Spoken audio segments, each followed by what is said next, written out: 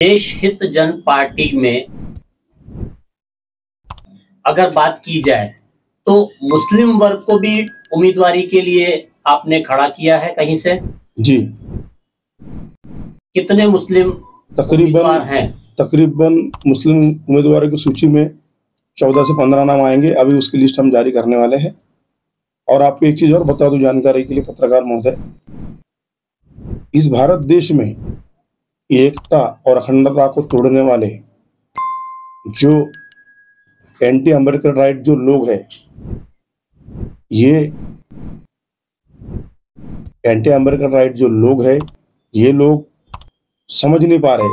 अगर इस भारत देश में 5 मुस्लिम भी पैदा होते हैं, 5 चमार भी पैदा होते हैं और 5 अन्य जाति के लोग जिस जिस धर्म में जो पैदा होते हैं वो भारतीय है।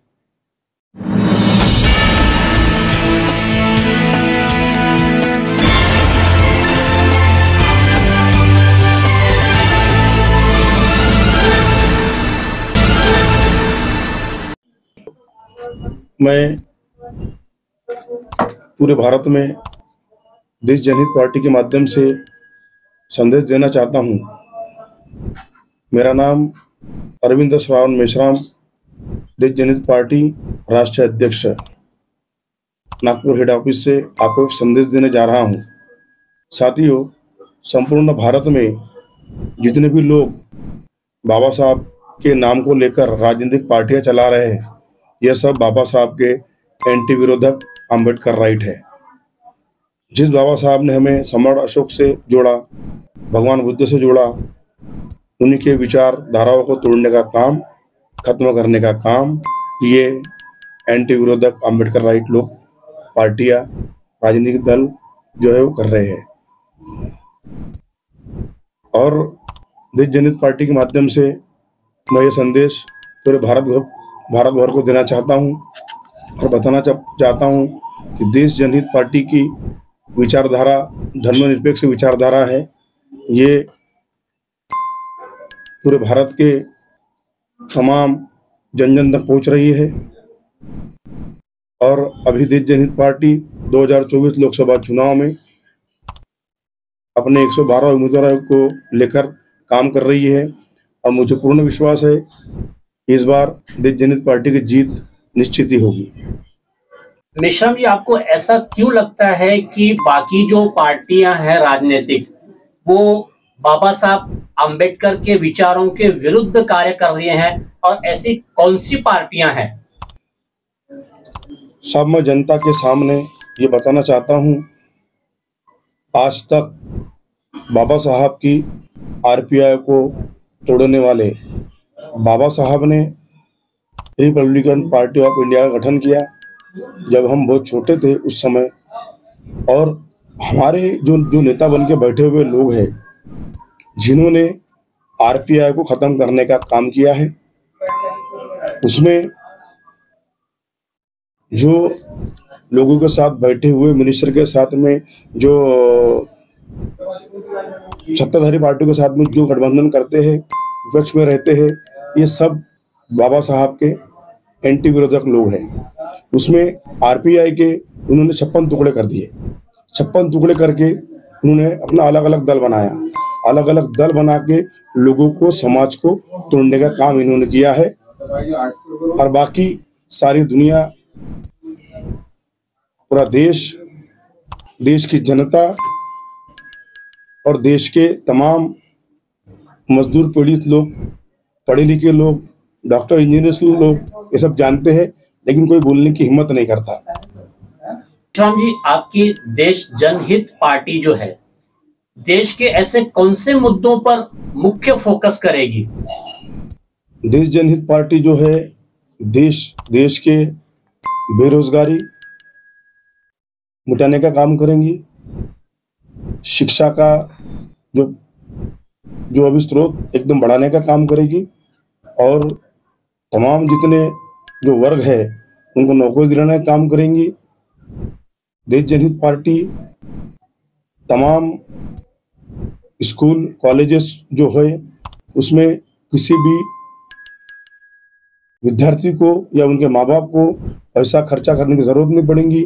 हम फ्री शिक्षा देंगे हम जितना हो सके जनता को शिक्षा फ्री, स्वास्थ्य फ्री, हम ऐसा एजुकेशन हब बनाएंगे जैसे अपने पूरे भारत में सम्राट अशोक के ज़माने में नालंदा यूनिवर्सिटी थी, 4-5 यूनिवर्सिटी ऐसी थी जिसमें सारे विदेश के लोग पढ़ने आते थे। ऐसी यूनिवर्सिटी हम इस भारत में बनाएंगे ताकि विदेश का नागरिक भी यहाँ पढ़ने फिर से दोबारा आ सके, और ऐसी स्वास्थ्य सुविधा मुहैया कराएंगे जिसमें आज हमें भारत के लोगों को बाहर जाना पड़ता है, हमारे यहाँ भी बाहर के लोग यहाँ पर आके अपना अच्छा इलाज कराएंगे, वो फ्री में। पूरे देश की अगर बात की जाए लोकसभा चुनाव की, तो कितने उम्मीदवार आप उतारने वाले हैं और किन किन राज्यों में?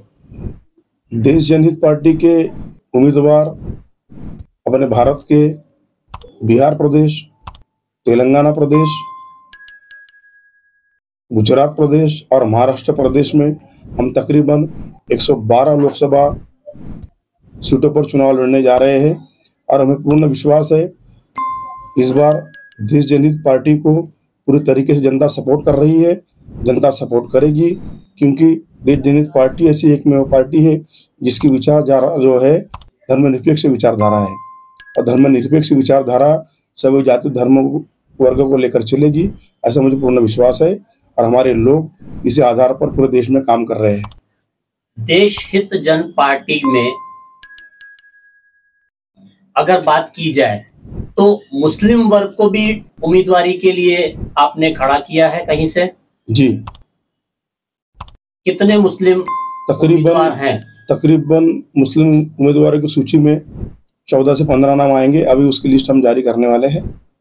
और आपको एक चीज और बता दूं जानकारी के लिए पत्रकार महोदय, इस भारत देश में एकता और अखंडता को तोड़ने वाले जो एंटी अमेरिकन राइट जो लोग हैं, ये एंटी अमेरिकन राइट जो लोग हैं, ये लोग समझ नहीं पा रहे। अगर इस भारत देश में 5 मुस्लिम भी पैदा होते हैं, 5 चमार भी पैदा होते हैं, और 5 अन्य जाति के लोग जिस जिस धर्म में जो पैदा होते हैं वो भारतीय है, और भारतीयों को भारतीयों से जाति धर्म के नाम पर तोड़ा जा रहा है। आपका आरोप किस पार्टी की ओर है? मेरा जो आरोप है,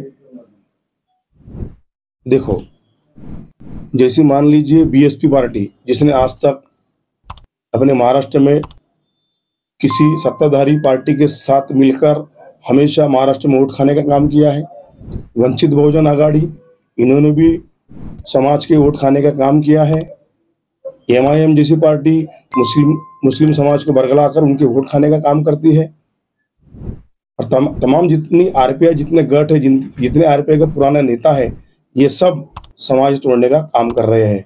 इसलिए आज तक अपने भारत का विकास नहीं हो रहा है, और समाज के जो नेता है आरक्षण होने के बावजूद भी हमारे लोग जीत कर नहीं आ रहे हैं। इनका जो न जीत के आने का कारण यही है कि भारत में जितने भी राजनीतिक दल है जो बाबा साहब के नाम पर काम कर रहे हैं वो एंटी विरोधक दल है, ऐसा मेरा मानना है। सत्ताधारी पार्टी जो है 10 सालों में अनेक जुमले किए, 15 लाख आएंगे और काला धन आएंगे, तो आपका इशारा मतलब आप इस पर किस तरह की अपनी भूमिका रख पाएंगे? सत्ताधारी जो पार्टी है, विपक्ष की जो पार्टियां है, ये सारी पार्टियां एक ही है।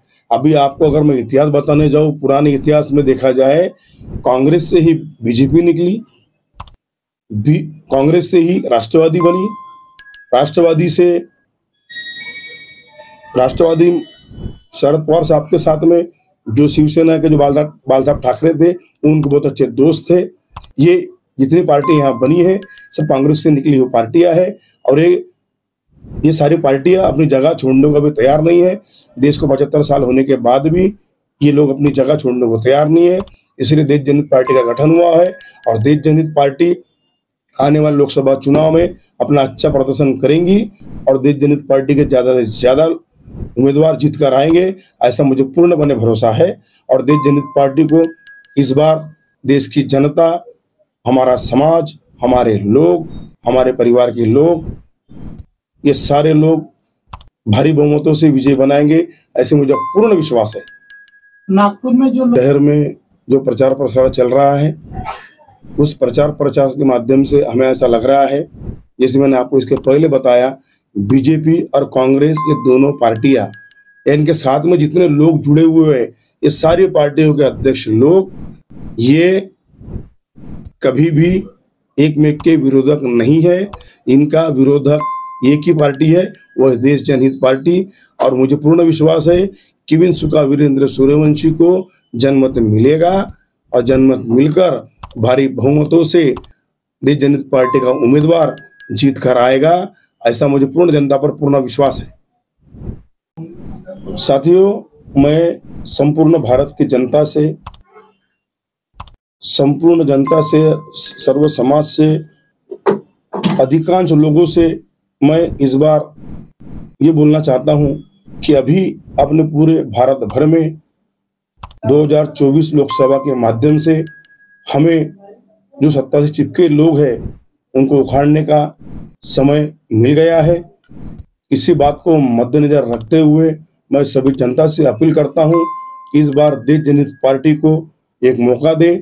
हमारे पूरे भारत भर में उम्मीदवार मैदान में उतरे हैं। हमारा चुनाव चिन्ह है स्कूल बैग, और स्कूल बैग की बटन दबाकर हमारे उम्मीदवार को भारी बहुमत से विजय बनाएं, ऐसी मैं सारी जनता से अपील करता हूं। जय भीम, नमो बुद्धाय, जय सम्राट।